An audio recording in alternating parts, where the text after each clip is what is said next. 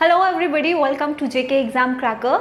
My name is Tanya Abrol and आज से हम लोग आप स्टूडेंट्स का एक नया बैच स्टार्ट कर रहे हैं for the batch JKPSC assistant registrar exam. आप सभी स्टूडेंट्स जानते हैं कुछ ही समय पहले ये नोटिफिकेशन आया था एंड आप सभी स्टूडेंट्स ने इसकी एप्लीकेशन के लिए अप्लाई भी किया होगा डेफिनेटली। सो हमारी टीम ने डिसाइड किया है कि हम लोग प्रॉपर आप लोगों के लिए क्लासेस स्टार्ट करेंगे फॉर ऑल दी सेक्शंस जितने भी सिलेबस में डिफाइंड है, जिसके बारे में इंफॉर्मेशन आपको डेफिनेटली शुभम सर ने दिया ही है। And I will be taking care of the computer and telecommunication section. And आज के वीडियो में मैं आप लोगों के साथ इसका प्रॉपरली सिलेबस डिस्कस करूंगी।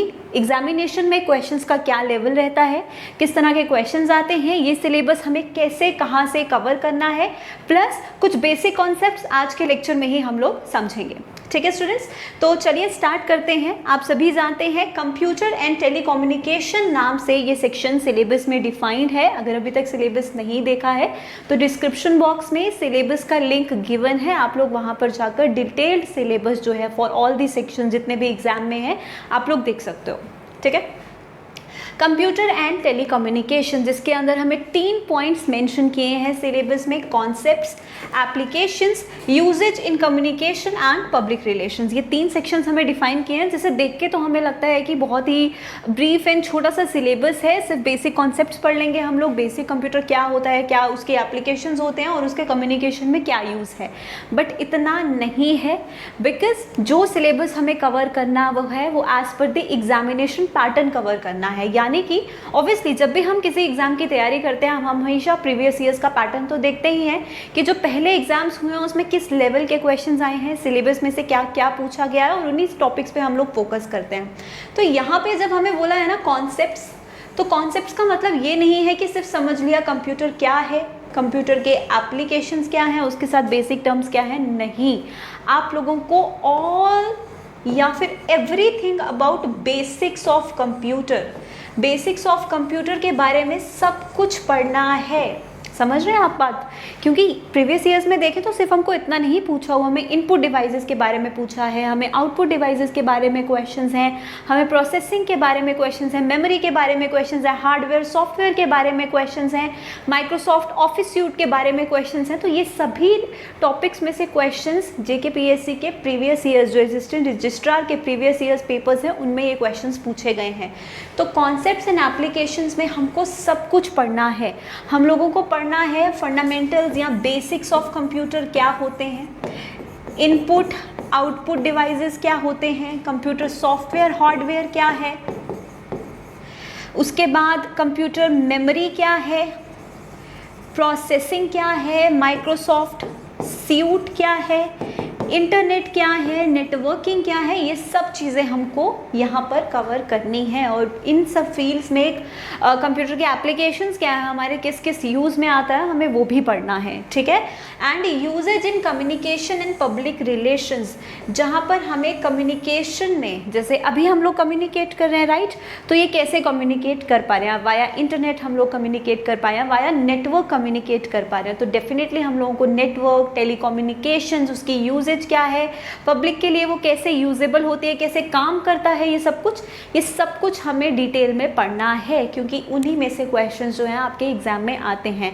And I will make sure कि मैं कोई भी एक ऐसा पॉइंट ना छोड़ूं आपके लिए कि जब आप क्वेश्चन पेपर देखें और कंप्यूटर के क्वेश्चन देखें तो कुछ ऐसा आपको ना दिखे कि आप बोलें कि हमने ये नहीं पढ़ा है। आई विल मेक श्योर कि मैं हर एक पॉइंट, हर एक चीज़ आपको अच्छे से कवर करवाऊँ। ठीक है, बेसिक्स ऑफ कंप्यूटर्स मैं पहले भी यूट्यूब पर पढ़ा चुकी हूँ और मैं वापस इस एग्ज़ाम के पैटर्न के अकॉर्डिंग मैं आप लोगों को वापस से ये क्लासेस शुरू कर रही हूँ। ठीक है, एंड जो मैं क्लासेस लूँगी वो सिर्फ JKPSC एग्ज़ाम के लिए ही नहीं है, जितने भी कॉम्पिटिटिव एग्ज़ाम्स हैं, वेदर स्टेट बेस्ड एग्जामिनेशंस हैं या फिर सेंटर बेस्ड एग्जामिनेशंस हैं जिसमें कंप्यूटर सेक्शन पूछा जाता है, ये लेक्चर सीरीज़ आपके लिए बहुत बहुत बहुत इंपॉर्टेंट होने वाली है। ठीक है, सो जैसे मैंने बताया हमें कॉन्सेप्ट्स में स्टार्ट करना है with the basics of computer. और बेसिक्स ऑफ कंप्यूटर में हम लोग क्या पढ़ते हैं कि कंप्यूटर क्या है, उसकी बेसिक टर्म्स क्या हैं, वो कैसे काम करता है, कंप्यूटर कैसे आया, किसने बनाया, कैसे उसका आर्किटेक्चर बना, ये सब चीज़ें हमको पढ़नी है। ठीक है, सो लेट्स बिगिन। चलिए स्टार्ट करते हैं विद द मेजर टॉपिक जो हमें स्टार्ट करना है। ठीक है, सबसे पहले तो हम लोग समझेंगे कंप्यूटर है क्या। तो अभी तक जब आप बुक्स खोलते हैं डिफरेंट बुक्स में, आपने ऑब्वियसली जेके एसएसबी के एग्ज़ाम के टाइम पर भी आप लोगों ने बहुत सारी तैयारी की हुई है। तो कंप्यूटर आप सभी स्टूडेंट्स जानते हैं क्या है, एक इलेक्ट्रॉनिक मशीन है। इलेक्ट्रॉनिक मशीन की जब हम लोग बात करते हैं तो इलेक्ट्रॉनिक मशीन का मतलब क्या होता है, एक डिजिटल मशीन या फिर एक ऐसी मशीन जो बिजली से चलती है ना। कोई भी ऐसी मशीन जो बिजली से चलती है वो क्या है, इलेक्ट्रॉनिक मशीन है, इलेक्ट्रिक मशीन है। तो कंप्यूटर एक मशीन है, ठीक है। और ये जो नाम है ये एक लैटिन वर्ड से आया है जिसका मतलब जो है कंप्यूट, ठीक है। जैसे लैटिन वर्ड कंप्यूटर है, एक वर्ड से आया है कंप्यूट, जिसका मतलब क्या होता है, कैलकुलेट। समझ रहे हैं आप, जिसका मतलब क्या होता है, कैलकुलेट। तो कंप्यूटर का काम भी क्या है, कैलकुलेट करना, या और एडवांस्ड भाषा में मैं बोलूँ तो प्रोसेसिंग करना। किसकी प्रोसेसिंग, जो इनपुट हम कंप्यूटर को देते हैं। तो बहुत ही आसान शब्दों में, आसान वर्ड्स में मैं कंप्यूटर की डेफिनेशन बताऊँ तो कंप्यूटर एक ऐसी मशीन है जो यूज़र से यानी कि हमसे कोई भी इनपुट लेता है, उसे प्रोसेस करता है और हमें डिज़ायर्ड आउटपुट देता है। ये तो हो गया बेसिक डेफिनेशन ऑफ कंप्यूटर, है ना। अब एक और डेफिनेशन अगर हम लोग कंप्यूटर की देखें एज पर the structure of the computer, तो कंप्यूटर एक्चुअल में क्या है students, it is a combination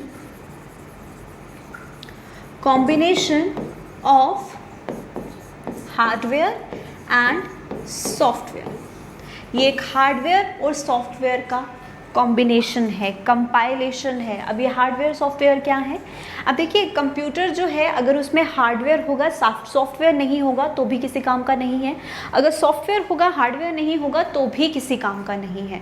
समझ रहे हैं आप बात। अब ये हार्डवेयर सॉफ्टवेयर क्या है और इसके कॉम्बिनेशन से कैसे कंप्यूटर बनता है, ये भी हम ये सीखते हैं। आप लोग यहाँ देख सकते हैं मैंने कुछ लिखा है टर्म्स रिलेटेड टू कंप्यूटर, जिसमें मैंने हार्डवेयर एंड सॉफ्टवेयर लिखा है। तो हार्डवेयर एक्चुअल में क्या होता है स्टूडेंट्स, एक tangible part of computer. Tangible का मतलब है टचेबल, ऐसा पार्ट जो फिजिकल है जिसे हम टच कर सकते हैं, जिसे हम देख सकते हैं। जैसे ये एक स्क्रीन है, I can touch it, I can see it, तो ये एक्चुअल में क्या है, एक हार्डवेयर है, ठीक है।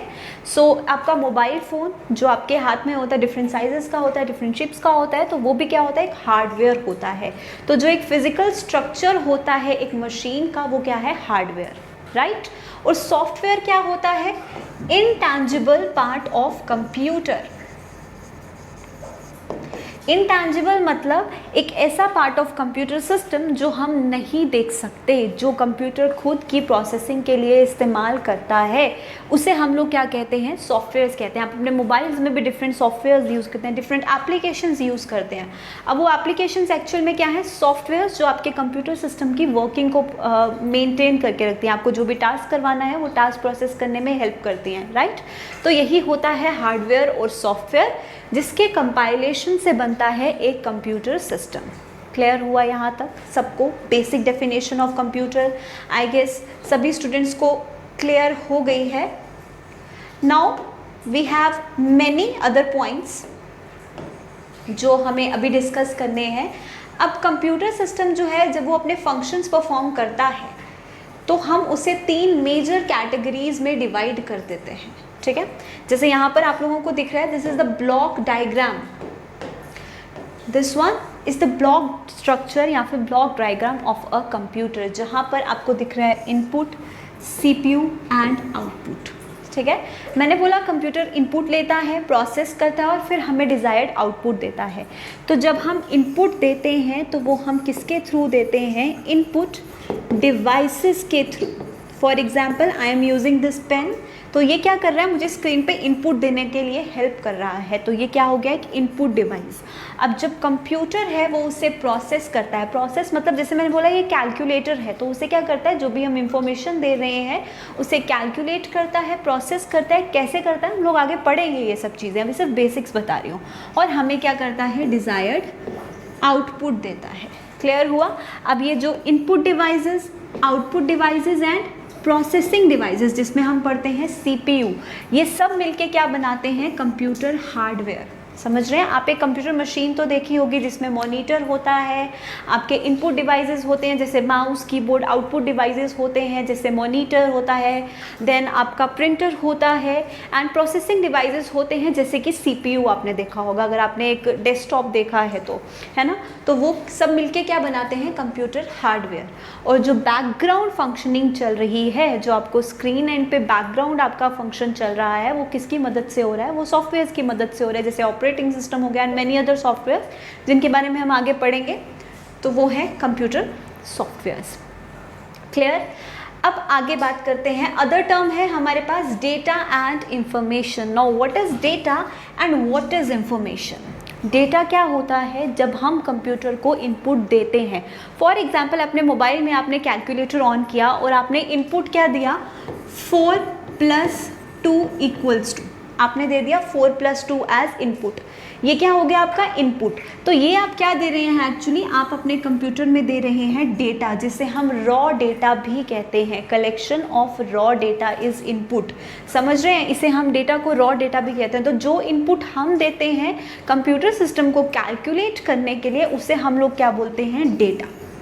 तो ये क्या हुआ? डेटा। बहुत सिंपल टर्म्स में आपको समझा रही हूँ। उसके बाद आता है इंफॉर्मेशन। अब जब आपने 4 + 2 लिखा तो आपको आउटपुट क्या मिलेगा? 6। आपके मोबाइल के कैलकुलेटर ऐप जो है उसमें यही मिलेगा। ये आउटपुट क्या है स्टूडेंट्स? इंफॉर्मेशन। आपने क्या दिया? इनपुट एज रॉ डेटा, और आपको क्या मिला? एक ऑर्गेनाइज्ड फॉर्म में वो आउटपुट मिला, जो क्या होगा? इंफॉर्मेशन। समझ गए? तो इंफॉर्मेशन क्या होता है? एक ऑर्गेनाइज्ड डेटा हम बोल सकते हैं। Data in an organized form is called as information. Clear हुआ? Input is data and the output you get is information. Is it clear? उसके बाद नेक्स्ट टर्मिनोलॉजी इज इंस्ट्रक्शन। जो हमारा CPU होता है ना students, it is called the processor, जिसका full form क्या होता है? Central processing unit. Central processing unit, ये तो सबको मालूम होगा। इसे हम प्रोसेसर कहते हैं। प्रोसेसर क्यों कहते हैं? क्योंकि यही हमारे इनपुट को प्रोसेस करने का काम करता है।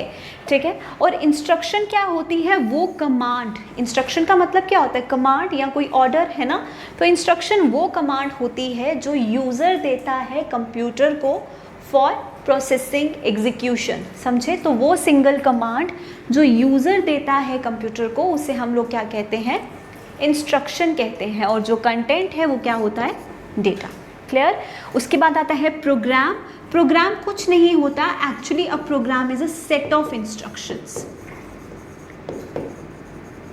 Set of instructions given by the user. Set of instructions या फिर हम सेट ऑफ कमांड्स भी कह सकते हैं। Instruction is a single command, program is set of instructions और सेट ऑफ कमांड्स। क्लियर हो गया? जो एक प्रोसेसर को, एक कंप्यूटर को बताता है कि उसे क्या टास्क परफॉर्म करना है, हमने उसे क्या काम दिया है।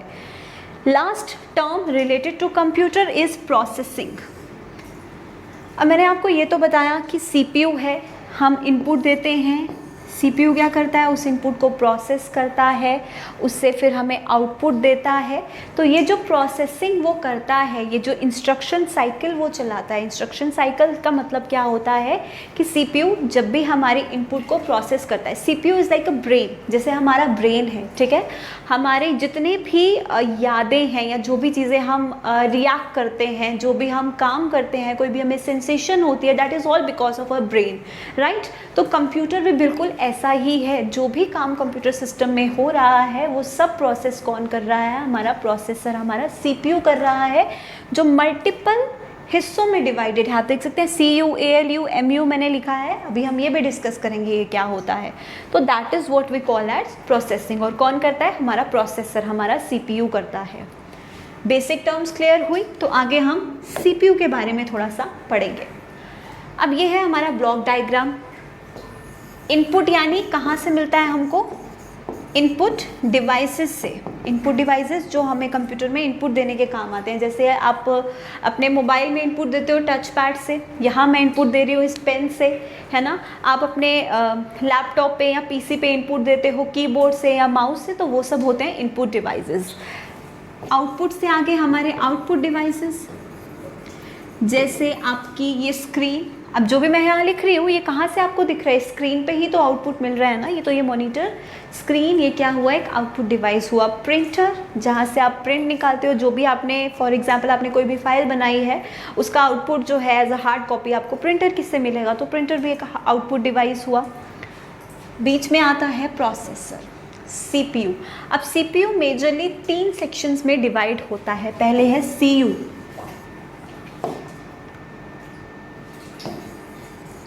CU का मतलब क्या होता है स्टूडेंट्स, कंट्रोल यूनिट, ठीक है। सेकेंड है ALU, ALU means arithmetic logic unit, इनका फुल फॉर्म भी पूछा जा सकता है, क्लियर। उसके बाद है MU, MU is memory unit. अब आपको ऐसा MCQ भी एग्जाम में आता है कि कंपोनेंट्स ऑफ CPU इनमें से कौन कौन से हैं, तो कंपोनेंट्स ऑफ CPU कौन कौन से हैं, control unit, arithmetic logic unit and memory unit, these are the components of a CPU और कंपोनेंट्स ऑफ अ प्रोसेसर, ठीक है। अब हम इनकी वर्किंग पढ़ते हैं कि CPU इन कंपोनेंट्स को यूज़ करते हुए कैसे काम करता है। अब CPU का जो कंट्रोल यूनिट है उसका वही काम है जो उसका नाम बता रहा है, कंट्रोल। कंट्रोल यूनिट का क्या काम होता है, सभी इंस्ट्रक्शंस को कंट्रोल करना। It is actually like a manager, जैसे कंपनी का मैनेजर होता है, वो सारे एम्प्लॉयज़ क्या कर रहे हैं, कौन सा काम कहाँ चल रहा है, उनमें आपस में कम्युनिकेशन कैसा हो रहा है, किस डिपार्टमेंट में क्या चल रहा है, ये सब चीज़ें कंट्रोल करना एक मैनेजर का काम होता है। उसी तरीके से CPU भी एक कंट्रोलर, एक मैनेजर की तरह काम करता है। कंट्रोल यूनिट भी एक मैनेजर, एक कंट्रोलर की तरह काम करता है CPU में, जो ये कंट्रोल करता है कि इनपुट और आउटपुट डिवाइसेस जो है उनमें प्रॉपर्ली कम्युनिकेशन हो रहा है या नहीं, ठीक है। जो भी इनपुट मिला है उसे सिलेक्ट करना, उसे प्रोसेसिंग के लिए भेजना, वो भी किसका काम होता है, कंट्रोल यूनिट का काम होता है। कंट्रोल यूनिट कैसे काम करता है, जो भी इनपुट प्रोसेसर को रिसीव होता है, ये कंट्रोल यूनिट क्या करता है, उसे कंट्रोल सिग्नल्स में कन्वर्ट करता है और फर्दर प्रोसेसिंग के लिए भेजता है, ठीक है। बेसिक फंक्शन क्लियर हुआ। अक्सर ये क्वेश्चन एग्जाम में पूछा जाता है कि क्या control unit data processing and data storage का काम करता है, क्या कंट्रोल यूनिट डेटा प्रोसेसिंग और डेटा स्टोरेज में हेल्प करता है, तो आपका आंसर क्या होना चाहिए, बिल्कुल नहीं। ये सिर्फ और सिर्फ डेटा को मैनेज, रिट्रीव, सिलेक्ट, ये सब करने का काम करता है, कम्युनिकेशन पॉसिबल बनाता है, लेकिन कभी भी प्रोसेसिंग और स्टोरेज जैसे कामों में कंट्रोल यूनिट का कोई काम नहीं होता। क्लियर हो गया। उसके बाद सेकेंड यूनिट, सेकेंड कंपोनेंट आता है अरिथमेटिक लॉजिक यूनिट। अब ALU जो है इसमें हमारे पास एक अरिथमेटिक यूनिट आता है, एक लॉजिक यूनिट आता है। ये क्या है, जो बेसिक ऑपरेशंस होते हैं जो CPU परफॉर्म करता है, वो अरिथमेटिक ऑपरेशन से कहने का मतलब है जितने भी अरिथमेटिक टास्क होते हैं, फॉर एग्जांपल ऐड करना, सब्सट्रैक्शन करना, डिवीजन करना, डिवीजन, मल्टीप्लिकेशन, ये सारे जो अरिथमेटिक ऑपरेशंस हैं ये अरिथमेटिक यूनिट परफॉर्म करता है। और लॉजिक यूनिट का काम क्या होता है, लॉजिकल यूनिट का जितने भी लॉजिकल ऑपरेशंस होते हैं, ठीक है, logical operations as in comparison, less than, greater than, less than, equal to, comparison operations जो होते हैं ये सारे किसके काम होते हैं, लॉजिक यूनिट के काम होते हैं। बेसिक ऑपरेशंस जो फंक्शंस होते हैं वो परफॉर्म करता है अरिथमेटिक लॉजिकल यूनिट, या फिर हम ऐसा कह सकते हैं अरिथमेटिक और लॉजिकल ऑपरेशंस परफॉर्म करता है, ये बेसिक कैलकुलेशंस करता है। क्लियर। उसके बाद आता है third unit, that is memory unit. Memory मतलब स्टोरेज, ये चीज़ आपको समझ लेनी है। हमें इतना तो पता है CPU क्या करता है, प्रोसेसिंग करता है, लेकिन जो हम उसे डेटा देते हैं या जो आउटपुट हमें लेना है एज इंफॉर्मेशन, कहीं ना कहीं तो होल्ड होगा, कहीं ना कहीं तो स्टोर होगा। उसके लिए जो CPU कंपोनेंट यूज़ करता है वो है मेमोरी यूनिट, जिसे हम स्टोरेज यूनिट भी कहते हैं। ये क्या करता है, it holds data being processed bye CPU। समझ गए?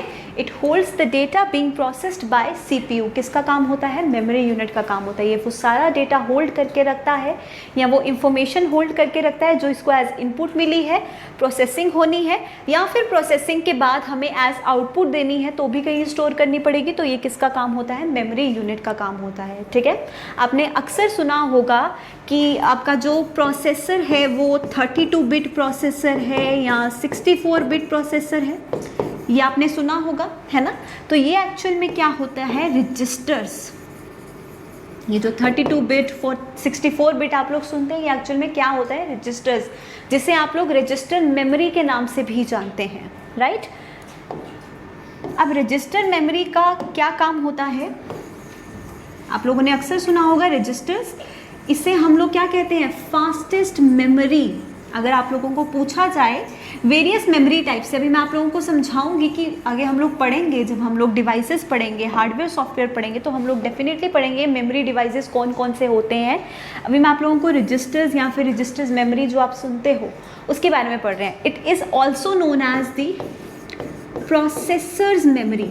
अगर क्वेश्चन पूछा जाए कि प्रोसेसर्स मेमोरी किसे कहते हैं, तो प्रोसेसर्स मेमोरी हम CPU रजिस्टर्स को कहते हैं। रजिस्टर्स क्या है? CPU का खुद का मेमोरी लोकेशन।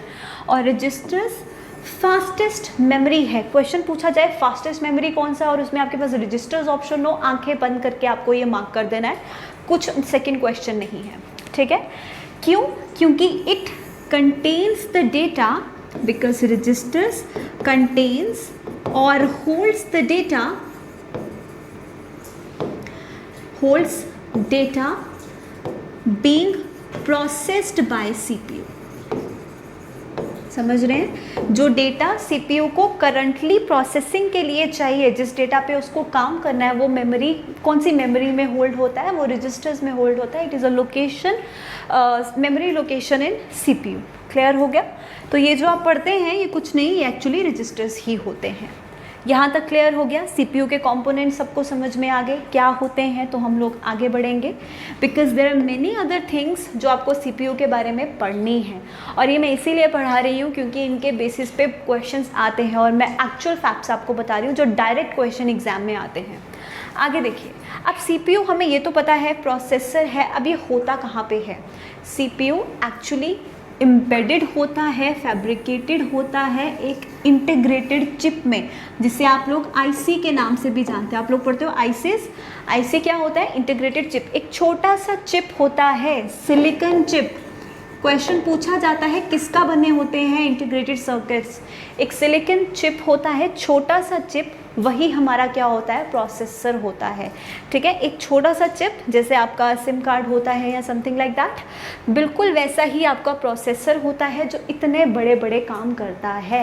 समझ गए आप लोग बात? और ये कहाँ पर होता है? हमारे सिस्टम के मदरबोर्ड पर। ठीक है, एक मदरबोर्ड, जैसे कि आप अपना टीवी का रिमोट खोलते हैं, ग्रीन बोर्ड दिखता है, आप अपना मोबाइल ओपन करेंगे तो उसमें भी एक सर्किट बोर्ड होता है, उस पर ये एम्बेडेड होता है IC, जिसे हम लोग मदरबोर्ड बोलते हैं। क्लियर हो गया? सो ये क्या है? एक इंटीग्रेटेड चिप में एम्बेडेड होता है, एक इंटीग्रेटेड चिप CPU होता है, जिसे हम लोग अक्सर क्या कहते हैं? माइक्रो प्रोसेसर भी कहते हैं। तो माइक्रो प्रोसेसर एक्चुअल में क्या है? हमारा मेन प्रोसेसर। CPU को बहुत से नामों से जाना जाता है, मेन प्रोसेसर कहा जाता है इसे प्रोसेसर भी कहा जाता है, या फिर इसका नाम जो है central processing unit, right? And most commonly इसे हम लोग ब्रेन ऑफ कंप्यूटर भी कहते हैं। ये भी आपको याद रखना है। जैसे हमारी बॉडी का ब्रेन है, हमारे पूरे ऑर्गन्स को, हमारे पूरे सिस्टम को कंट्रोल करता है, वैसे ही CPU पूरे कंप्यूटर को कंट्रोल करता है। क्लियर? सो इसे हम लोग ब्रेन ऑफ कंप्यूटर भी कहते हैं। यहाँ तक क्लियर हो गया? नेक्स्ट इंपॉर्टेंट पॉइंट जो आपको पता होना चाहिए, speed of a micro processor. किस में मेजर करते हैं हम लोग? स्पीड ऑफ माइक्रो प्रोसेसर किस में मेजर की जाती है? ठीक है, अब मैं आपको ऑप्शंस दे रही हूँ और आपको करेक्ट ऑप्शन, करेक्ट आंसर मेरे आंसर बताने से पहले गेस करना है। ठीक है, I am giving you few options. Speed of microprocessor is measured in option 1 hertz, जिसे हम शॉर्ट में ऐसे HZ भी लिखते हैं,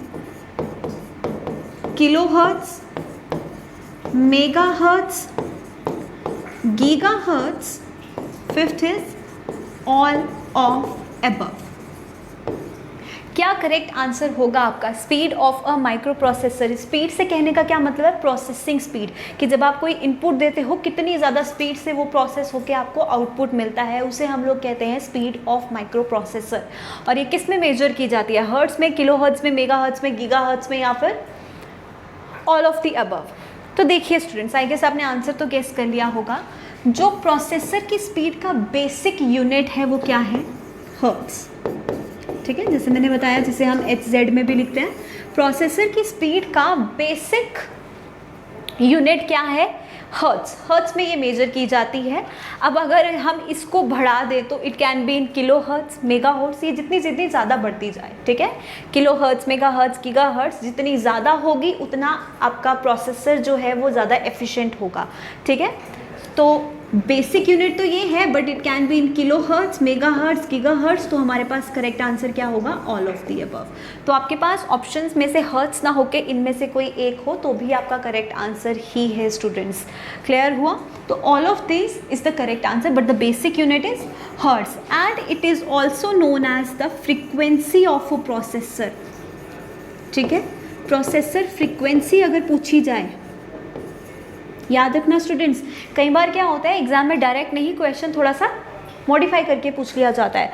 तो अगर फ्रीक्वेंसी ऑफ प्रोसेसर पूछा जाए तो वो भी एक्चुअल में क्या है? हर्ट्ज ही है। And the efficiency of a processor, जो एक प्रोसेसर बेटर होना चाहिए वो किस पे डिपेंड करता है? स्पीड पे, फ्रीक्वेंसी पे। जितनी ज़्यादा हर्ट्ज होंगे, जितने ज़्यादा फ्रीक्वेंसी होगी एक प्रोसेसर की, उतना ही बेटर, उतना ही एफिशिएंट आपका प्रोसेसर भी होगा। यहाँ तक क्लियर हो गया सबको? चलिए नेक्स्ट इम्पॉर्टेंट पॉइंट पे आते हैं हम लोग रिलेटेड टू प्रोसेसर। ये सारे पॉइंट साथ साथ आपको नोट करते रहने हैं सो दैट लेक्चर के एंड में आपको कोई कंफ्यूजन ना रह जाए। चलिए next one is first processor. So the first micro processor, ये हम प्रोसेसर्स की हिस्ट्री पे आ गए। ये क्वेश्चन इसलिए करवा रही हूँ क्योंकि ये भी एग्जाम में डायरेक्टली पूछा गया है। अगर पूछा जाए पहला CPU वर्ल्ड का कौन सा था, पहला प्रोसेसर माइक्रो प्रोसेसर वर्ल्ड का कौन सा था, तो वो है 4004। समझ गए? 4004 which was developed by Intel. आप लोगों ने इंटेल का नाम सुना ही है, माइक्रो प्रोसेसर की डेवलपमेंट में एक लीडिंग ऑर्गेनाइजेशन है। डेवलप बाय इंटेल, नाम क्या है? 4004। ये एक 4 बिट प्रोसेसर है। ठीक है, 4 बिट माइक्रो प्रोसेसर, पहला CPU। अभी जो हम यूज़ करते हैं वो 32 बिट 64 बिट होता है, लेकिन ये 4 बिट माइक्रो प्रोसेसर 4004 नाम है, डेवलप किया था इंटेल ने। ये मुझे कमेंट में आप बताओगे कि कब किया था। When was the first CPU 4004 developed by Intel? Date इसका मुझे, डेट नहीं, ईयर एक्चुअल में, इसका ईयर मुझे आप बताएंगे कि कौन से ईयर में ये डेवलप हुआ था। यहाँ तक क्लियर हो गया? नेक्स्ट इम्पॉर्टेंट जो हमें टर्मिनोलॉजी पढ़नी है वो है working of a micro processor. Clear?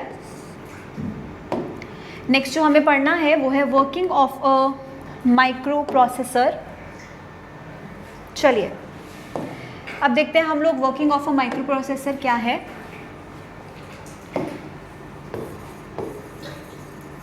एक CPU काम कैसे करता है? CPU एक साइकिल में काम करता है जिसे हम लोग क्या कहते हैं? Instruction cycle. समझ गए आप लोग? ये टर्म तो आपने सुना ही होगा। CPU का जो वर्किंग है वो एक साइकिल में चलता है जिसे हम लोग क्या कहते हैं? Instruction cycle. ठीक है, इंस्ट्रक्शन साइकिल के स्टेप्स क्या होते हैं? सबसे पहला step fetch, second step decode, third step execute, fourth step store. बिल्कुल आम भाषा में समझा रही हूँ। This is the steps of instruction cycle. सबसे पहले डेटा फेच होता है। कहाँ से फेच होता है? मेन मेमोरी से, या फिर हम कह सकते हैं रैम से। मेमोरी टाइप्स आपको पढ़ाई जाएंगी जब हमारा CPU डेटा फेच करता है, जो आपने इनपुट दिया वो कहीं ना कहीं से तो उठाएगा, मेमोरी यूनिट से उठाएगा, और मेमोरी जो है वो मेन मेमोरी, सेकेंडरी मेमोरी में डिवाइड होती है, और CPU सबसे पहले डेटा कहाँ देखता है? मेन मेमोरी में। ठीक है, सो डेटा कहाँ से फेच होगा? मेन मेमोरी से। उसके बाद होगा डीकोड। डीकोड मतलब हम इनपुट किस में देते हैं? हम तो अपनी भाषा में, फॉर एग्जांपल मैं यहाँ इनपुट दे रही हूँ, मैं तो इंग्लिश में लिख रही हूँ, है ना, लेकिन कंप्यूटर जो है उसे किस में प्रोसेस करता है? बाइनरी डिजिट्स में, मशीन लैंग्वेज में। तो वो ह्यूमन अंडरस्टैंडेबल लैंग्वेज, जो उस लैंग्वेज को क्या करता है? डीकोड करता है, किस में? मशीन अंडरस्टैंडेबल लैंग्वेज में, जिसे हम क्या कहते हैं? बाइनरी लैंग्वेज, जिसे हम कहते हैं मशीन लैंग्वेज, जिसे हम बाइनरी डिजिट्स कहते हैं। 0 और 1 की फॉर्म में समझता है हमारा कंप्यूटर भाषा। ठीक है, 0 का मतलब होता है ऑफ, 1 का मतलब होता है on and off, true and false, इस तरीके से। फिर होती है डिकोडिंग। उसके बाद होता है एग्जीक्यूशन। जो भी इंस्ट्रक्शन कंप्यूटर को मिला है यूज़र से, उसे डिकोड करने के बाद वो क्या करता है? एग्जीक्यूट, उस प्रोग्राम को चलाता है, प्रोसेस करना, समझ के। उसके बाद जब प्रोसेस होगी, आउटपुट मिलनी है, तो कहीं ना कहीं तो वो स्टोर होगा, तो फिर होता है स्टोरेज। इस तरीके से साइकिल चलता है। इसे हम लोग क्या कहते हैं? इंस्ट्रक्शन साइकिल, कि जो यूज़र का इंस्ट्रक्शन है वो कैसे प्रोसेस होगा। ठीक है, इसे हम लोग प्रोसेसिंग साइकिल भी कहते हैं। कई बुक्स में आप इसे पढ़ेंगे प्रोसेसिंग साइकिल के नाम से। इसे हम लोग फेच, डिकोड, एग्जीक्यूट साइकिल भी कहते हैं, या फिर सिंपली इसे हम लोग फेच एग्जीक्यूट साइकिल भी कहते हैं। ठीक है, सो बहुत सारे नाम हैं जिसके बेसिस पर होती है प्रोसेसर की वर्किंग। यहाँ तक क्लियर हो गया सबको? तो ये थे बेसिक्स ऑफ कंप्यूटर जो हमें पढ़ना था, कि कंप्यूटर में कौन कौन से पार्ट्स हैं, हार्डवेयर, सॉफ्टवेयर। अब हार्डवेयर जो है उसमें different input output processing devices आते हैं, मेमोरी डिवाइसेस आते हैं। सॉफ्टवेयर डिफरेंट टाइप्स के होते हैं, जो हम स्टेप बाय स्टेप आगे आगे पढ़ेंगे। इवन अभी हमें बेसिक्स में जाके हमको हिस्ट्री ऑफ कंप्यूटर भी पढ़नी है, कि कंप्यूटर का एवोल्यूशन कहाँ से हुआ, पहले पहले कौन से कंप्यूटर आए। अभी तो हम लोग कंप्यूटर एक छोटे से फ़ोन में भी चला लेते हैं, बट पहले कैसे कंप्यूटर्स होते थे, क्या जनरेशन थी, क्या टाइप थी, तो वो सब चीज़ें हमको पढ़नी है। ठीक है, लेकिन हम लोग ऑब्वियसली उतना ही पढ़ेंगे जितना हमारे एग्जाम के लिए इम्पोर्टेंट है। नेक्स्ट आ जाते हैं बेसिक प्रॉपर्टीज़ ऑफ कंप्यूटर पे। ये मैं आपको इसीलिए करवा रही हूँ क्योंकि डायरेक्ट क्वेश्चन ऐसा आता है एग्जाम में कि इनमें से कौन सी कंप्यूटर की प्रॉपर्टी है या इनमें से कौन सी कंप्यूटर की प्रॉपर्टी नहीं है। यू विल बी हैविंग 4 और 5 ऑप्शन। जो नहीं होगी वो आप बता देंगे या जो होगी वो आपको बता देंगे, बट इसके लिए इट इज़ वेरी इंपॉर्टेंट कि आपको पता हो, है ना। तो सबसे पहली प्रॉपर्टी क्या है? स्पीड। स्पीड मैंने बता दी किस में मेजर की जाती है? माइक्रो प्रोसेसर की, सॉरी, स्पीड जो है वो हर्ट्ज में मेजर की जाती है स्पीड। अब देखिए, जब हमें कुछ कैलकुलेट करना होगा, फॉर एग्जांपल मुझे कैलकुलेट करना होगा 72 इंटू 12829, तो आई टेक सम सेकेंड्स। मैं कुछ अगर मेरी बहुत ज़्यादा मैथ्स अच्छा भी होगा तो फिर भी I will take 4 to 5 seconds. इतने टाइम तो मैं लूँगी ही ना इसे कैलकुलेट करने में। लेकिन कंप्यूटर जो है, आपने सिर्फ टाइप किया, इक्वल टू का बटन दबाया या एंटर दबाया, वो विद इन मतलब फ्रैक्शन ऑफ सेकेंड्स आपको आउटपुट मिल जाएगा। तो this is what we call the speed of a computer. Human being के ब्रेन से बहुत बहुत ज़्यादा फास्टर है ये कंप्यूटर सिस्टम। उसके बाद है एक्यूरेसी। जब मैं इस कैलकुलेशन का आंसर करूँगी तो गलती होने के चांसेस हैं, बिल्कुल ऐसा हो सकता है कि चांसेस हैं। उसके बाद मैं अपने आप को वेरीफाई करने के लिए, अपनी एक्यूरेसी चेक करने के लिए मैं फिर से एक बार कैलकुलेटर में भी चेक कर सकती हूँ कि क्या मेरा आंसर सही है या गलत। लेकिन कंप्यूटर जो है वो खुद ही एक कैलकुलेटर है, बिल्कुल एक्यूरेट डेटा हमें देता है। जैसा उसको इनपुट दिया है वो वैसा ही आउटपुट देगा। और एक टर्मिनोलॉजी हम लोग एक्यूरेसी से भी पढ़ते हैं, बेसिक प्रॉपर्टी ऑफ कंप्यूटर। अब कंप्यूटर में अगर आप लोग इनपुट सही देंगे तो आपको आउटपुट सही मिलेगा। This is what we mean by accuracy. समझ रहे हैं? क्योंकि वो मशीन है, उसे आप जो करने को देंगे वो वही करके आपको देगा। अब वो आपको पता होना चाहिए कि आपने सही दिया या नहीं, बिकॉज उसके पास अपना ब्रेन नहीं है ना। वो सिर्फ वही डेटा प्रोसेस करेगा जो इंस्ट्रक्शंस उसमें हैं।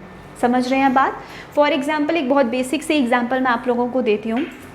ATM मशीन आप लोग जाते हैं, आप लोग अपना ATM पिन डालेंगे। अगर आपने ATM पिन गलत डाला है तो वो आपका कार्ड एक्सेप्ट नहीं करेगा। वो भी तो एक मशीन ही है ना, एक कंप्यूटर ही है, बट स्टिल वो आपको एरर दिखाएगा, एक्यूरेसी नहीं दिखाएगा। क्यों? क्योंकि आपने इनपुट ही गलत दिया, आपने पिन ही गलत डाला। लेकिन अगर आप पिन सही डालेंगे तो आपको ऑब्वियसली अपनी मनी विड्रॉ करनी है, जो भी करना है आप लोग कर सकते हैं। So this is what we mean by accuracy. और जिससे एक टर्म निकल कर आती है GIGO। ये टर्म का जो फुल फॉर्म है कई बार एग्जाम्स में पूछा जाता है, this is the property of a computer called as garbage in garbage out. ठीक है, गार्बेज इन गार्बेज आउट का मतलब है कि अगर आप गलत इनपुट देंगे, गार्बेज एंटर करेंगे तो आपको गलत आउटपुट ही मिलेगी, आपको गार्बेज ही मिलेगा। अगर आप लोग सही इनपुट डालेंगे तो आपको सही आउटपुट मिलेगी। गार्बेज का मतलब होता है समथिंग ट्रैश, जो फेंकने लायक है, समझ गए। सो आपको ये क्वेश्चन भी पूछा जाता है, जो गीगो टर्मिनोलॉजी है ये कंप्यूटर की किस प्रॉपर्टी से रिलेटेड है। ठीक है, या तो इसका फुल फॉर्म पूछा जाएगा, इसका मीनिंग पूछा जाएगा, या फिर ये पूछा जाएगा कि ये जो टर्म है ये कंप्यूटर की किस प्रॉपर्टी से रिलेटेड है। तो किस प्रॉपर्टी से रिलेटेड है? एक्यूरेसी से। एक्यूरेसी का मतलब होता है कितना सही है, समझ गए। उसके बाद आता है डिलीजेंस। डिलीजेंस का मतलब है hard working. Computer hard working होता है, कभी भी हमारी तरह लेज़ी नहीं होता। कई बार हमारी बॉडी थक जाती है या हम खुद ही लेज़ी हो जाते हैं कि ये काम हम लोग कल कर लेंगे। आज ज़्यादा किया है, आज मैंने एक पेज का पढ़ लिया है, सेकंड पेज में कल पढ़ूंगा, लेकिन कंप्यूटर ऐसा नहीं होता। आपने उसको जो इनपुट दिया है वो तब तक उस इनपुट को नहीं छोड़ता। वो ऐसा नहीं करता कि आज मैंने 10 कैलकुलेशंस कर लिए, अब 10 मैं कल कर लूँगा, ऐसा नहीं होता। जब तक वो पूरे की पूरी इनपुट को प्रोसेस नहीं कर लेता तब तक वो नहीं रुकता, अनलेस कोई बाहर की तरफ से कोई प्रॉब्लम आ जाए। फॉर एग्जांपल इलेक्ट्रिसिटी चला गया, कंप्यूटर ख़राब हो गया, शट डाउन हो गया। उसके अलावा कंप्यूटर खुद से कभी भी ऐसा नहीं करता कि टास्क बीच में छोड़ दे। क्लियर। उसके बाद वर्सेटाइल। वर्सेटाइल का मतलब डायनामिक। डायनामिक एज इन कि आप किसी भी तरह का इनपुट दें, चाहे आप ऐसा इनपुट दे रहे हैं, किसी भी तरह का छोटा बड़ा कोई भी इनपुट दे रहे हैं, कोई भी टास्क दे रहे हैं आप लोग, वो वर्सेटाइल है, वो अकॉर्डिंगली अपनी जॉब जो है वो निभाता है। ठीक है। उसके बाद आता है रिलायबल। रिलायबल का मतलब होता है डिपेंडेंसी, क्योंकि आज देखा जाए तो हम अपने हर तरह के काम के लिए कंप्यूटर मशीन पर डिपेंडेंट हैं। हमारे बहुत बहुत इंपॉर्टेंट डॉक्यूमेंट्स कंप्यूटर में होते हैं, हमारे इंपॉर्टेंट फ़ोटोज़, हमारे इंपॉर्टेंट वीडियोज़ जो हम शायद ही हर किसी के साथ शेयर नहीं कर सकते, या फिर जो हमारे लिए बहुत बहुत ज़्यादा वैल्यूएबल या बहुत ज़्यादा हम कह सकते हैं कि कॉन्फिडेंशियल होते हैं, हमारा डेटा या हमारे फाइल्स, वो भी हम अपने मोबाइल में रखते हैं, अपने कंप्यूटर में रखते हैं, क्योंकि हम इस पर रिलायबल हैं, हम इस पर ट्रस्ट कर सकते हैं। Right. So that is what we mean by reliability. उसके बाद आता है reduction in paper work and cost. ये आप सभी स्टूडेंट्स जानते हैं। अभी फॉर एग्जांपल हम लोग बातचीत की बात करते हैं, आपको किसी से कम्युनिकेशन करना होता था जो आपसे दूरी पर रहता है, तो हम लोग खत लिखते थे, पेपर पेन का यूज़ करते थे, इंक का यूज़ करते थे, बट अब ऐसा नहीं है। You use WhatsApp. अगर आपको प्रोफेशनल एरा में चैट करनी है, कम्युनिकेशन करना, तो यू यूज़ ईमेल्स। राइट। तो इसने कॉस्ट, इन्वायरमेंट को भी एक तरह से सेव किया है, क्योंकि पेपर जो है वो वुड से आते हैं, फॉरेस्ट से आते हैं, पेड़ों से आते हैं, तो इन्वायरमेंट को सेव करने में भी कंप्यूटर का काफ़ी ज़्यादा रोल है। पेपर एंड कॉस्ट का, पेपर का जो कॉस्ट था वो काफ़ी ज़्यादा रिड्यूस हुआ है, क्योंकि हम लोग इलेक्ट्रॉनिकली कम्युनिकेशन जो है वो पॉसिबल बना चुके हैं। These are the properties of computer. At last आज के लेक्चर में बस इतना ही हम लोग पढ़ेंगे। एट लास्ट कुछ बेसिक पॉइंट्स मैं आपको बताऊंगी, सिर्फ 4 पॉइंट्स आज बता रही हूँ। ऐसे बहुत सारे फैक्ट्स, ऐसे बहुत सारे पॉइंट्स कि फर्स्ट कौन कौन सी हैं, मेजर इन्वेंशंस कौन कौन सी हैं, हम लोग डेली करेंगे। हिस्ट्री करेंगे तो बहुत अच्छे से हम लोग ये सब पढ़ेंगे, बट एवरीथिंग जो है वो सिक्वेंशली होनी चाहिए, स्टेप बाय स्टेप। मैं सब कुछ एक साथ मिक्स नहीं कर सकती। ठीक है। सो सबसे पहले हम लोग देखेंगे father of computer. Father of computer किसे कहा जाता है? नाम याद कर लीजिए, चार्ल्स बेबेज। ये नाम आपको याद भी होगा, क्योंकि बचपन से जो बच्चे कंप्यूटर पढ़ रहे हैं ये नाम तो उनको एकदम क्रैम करवा दिया जाता है। Father of computer is Charles Babbage because of the invention of difference and analytical engine. इसके बारे में हम लोग हिस्ट्री ऑफ कंप्यूटर में पढ़ेंगे। अब ये 2 पॉइंट्स में स्टूडेंट्स को काफ़ी कन्फ्यूजन होता है। कई स्टूडेंट्स को लगता है father of computer Alan Turing है या father of modern computer Charles Babbage है, तो there is a difference. Father of computer is Charles Babbage, father of modern computer is Alan Turing. इन्होंने इन्वेंशन किया था ट्यूरिंग मशीन का, और इन्हें हम लोग फादर ऑफ मॉडर्न कंप्यूटर क्यों कहते हैं? क्योंकि मॉडर्न कंप्यूटर, आज के ज़माने का जो कंप्यूटर है या जो इलेक्ट्रॉनिक डिवाइसेस है, वो आर्टिफिशियल इंटेलिजेंस में चलते हैं, and he was the one जो इन्होंने एक इरा मेंटेन किया था मॉडर्न कंप्यूटर का, आर्टिफिशियल इंटेलिजेंस का। इसीलिए हम इन्हें फादर ऑफ मॉडर्न कंप्यूटर कहते हैं। ठीक है। किसे कहा जाता है? एलन ट्यूरिंग को। Next, first computer programmer. Computer programmer, programmer वो होते हैं जो कंप्यूटर प्रोग्राम्स लिखते हैं। आप जो भी कंप्यूटर पे काम करते हैं वो पॉसिबल हो पाता है with the help of various set of softwares, various set of programs, जिन्हें कंप्यूटर प्रोग्रामर्स लिखते हैं। ठीक है। कंप्यूटर अंडरस्टैंडेबल लैंग्वेज में लिखा जाता है उसे। सो वही जो फर्स्ट वन था जिन्होंने पहला कंप्यूटर प्रोग्राम बनाया था, इट वॉज अ फीमेल जिनका नाम है एडा loveless. She was the first computer programmer जिन्होंने पहला प्रोग्राम लिखा था, एडा लवलेस। क्लियर? उसके बाद आते हैं नेक्स्ट पॉइंट पे, फर्स्ट कंप्यूटर आर्किटेक्चर। कंप्यूटर का आर्किटेक्चर, कंप्यूटर आर्किटेक्चर मतलब कि कैसे कंप्यूटर का सेटअप होगा, computer hardwares, computer input output devices कैसे उनका सेटअप होगा, वो आर्किटेक्चर जो कंप्यूटर ने बनाया था उसका जो पूरा स्ट्रक्चर वो किसने इंट्रोड्यूस किया था, वो थे जॉन वन न्यूमन। ठीक है, इनके बारे में हम लोग बहुत सारी चीज़ें पढ़ेंगे, but in the history of computer जहाँ पे हम लोग डिफरेंट टाइप्स ऑफ कंप्यूटर्स के बारे में पढ़ेंगे। तो ये हैं बेसिक 4 फैक्ट्स, डायरेक्ट क्वेश्चंस पूछ लिए जाते हैं, तो ये भी आप लोग अपने नोट्स में ऐड कर लीजिए। क्लियर? सो आज के लेक्चर में इतना ही, मिलेंगे हम लोग नेक्स्ट लेक्चर में जहाँ पे हम लोग हिस्ट्री ऑफ कंप्यूटर पढ़ेंगे एंड डिफरेंट कंप्यूटर्स के बारे में पढ़ेंगे कि जब कंप्यूटर शुरू हुआ तब से लेके अभी तक क्या क्या चेंजेस आए कंप्यूटर मशीन में, और उनमें कौन कौन से ऐसे पर्सनस थे या कौन कौन सी ऐसी चीज़ें थी जिन्होंने बहुत ही इंपॉर्टेंट रोल प्ले किया। तो ये हम करेंगे अपनी नेक्स्ट वीडियो में। Thank you.